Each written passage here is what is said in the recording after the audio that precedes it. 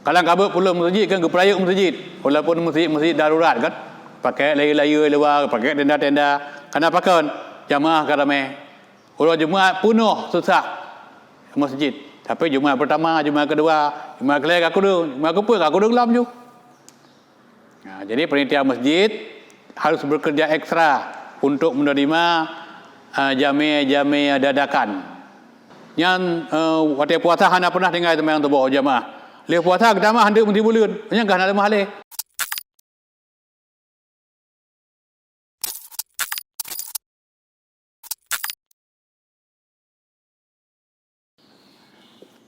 Terima kasih. Kenapa ada menunggu pertanyaan? Lebih terjawab padanya, punya habis kau habis. Pertanyaan pertama, penuh masjid waktu belum puasa. Pakon demam penuh masjid waktu belum puasa. Nah sebuah riwayat mana? Nah sebuah riwayat. Nah tidak beragam. Nan Muhammad. Kau nya hantang solat waktu lain. 11 bulan kau nya hana solat. Kan tak pernah puasa tunan. Asal belum puasa, kau nya ke puasa dah hana gawa itu masjid. Mubah mati kau nya na urang melumpau. Gelumpau. Muhammad nyan ruh dalam surga. Nyan riwayat. Tapi riwayat nyan benar pahami. Nyan riwayat sangat dhaif. Jadi nyan kan sebagai ukuran, kan sebagai pedoman katanya melaksanakan puasa. Ya kadang-kadang orang terpancing dengan riwayat-riwayat nyan sehingga bulan puasa serbu masjid. Jadi istilah puasa mana orang-orang yang kalapai kakak lema yang hantar muncul masjid tahu-tahu nongol di masjid. Tapi mana?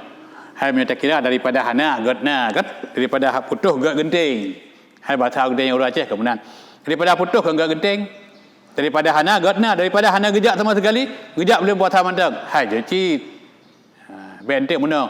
Kadang-kadang nak orang tanya, gurata dengkunyan. Ya kata tim dia belum puasa. Pegahnya ya hang gejak sama sekali itu. Kadang-kadang nak yang benar. Agak kana pun dia aju. Kan walaupun di bulan 3. Jadi sebenarnya minta kala ke bulan puasa dengan kehadiran drodornya pengurus masjid kalang kabut cit. Kalang kabut pulang masjid kan keperayuk masjid. Walaupun masjid darurat kan. Pakai layar-layar luar, pakai tenda-tenda. Kenapa kan? Jamaah kan ramai. Orang Jumaat penuh sesak masjid. Tapi Jumaat pertama, Jumaat kedua, Jumaat kelak aku duduk, Jumaat keempat aku duduk dalam je. Jadi panitia masjid harus bekerja ekstra untuk menerima jami' dadakan menghadiri masjid. Apakah sebenarnya orang berhak jauh ke masjid? Akan berkata Allah Subhanahu Wa Taala dalam surat At-Taubah surat ke-10 ayat 18. Innama ya'muru masajidallah. Kepada Allah hanya saja, maka dia Allah kekun dengan kata innama, hanya saja khusus. Orang-orang yang tempo makmum masjid Allah apabila orangnya na limang boh sikap. Punya hidup orangnya limang boh kategorinya, insya-Allah dia akan menjadi orang yang memakmurkan masjid. Pertama man amana billah, orang yang beriman ke Allah. Yang kedua wal yaumil akhir, orang yang beriman kepada hari kiamat. Yang kedua wa aqamas salah, orang yang na salat. Mamnya hana salat babu tu masjid. Yang keempat orang yang nabuh zakat. Yang rajin jauh tu masjid. Mamnya orang hana nabuh zakat, orang kaya nabuh zakat. Hotel kena jauh tu masjid cukah je orang kasihan. Kiban? Kalau nabuh zakat kalanya. Karena orang kaya hana jauh masjid, takut cukah je orang kasihan. Yang kelima, walam yahsha illallah. Orang yang termakut ke Allah. Jadi menyona limang boh tiputnya ba orang, insya-Allah masjid menjadi sebuah tempat yang rindu dengannya. Jadi masyarakat muslimin yang ke menyuntanya mana? Kiban tema menyurung jauh masjid belum puasa mendang. Hai jeut ke hanjeut. Pernah jeut atam ya. Jeut yang mudah-mudahan kadang-kadang tu puasanya kerja belum puasa mendang. Mungkin puasa ke tu kita mah 5 orang tu.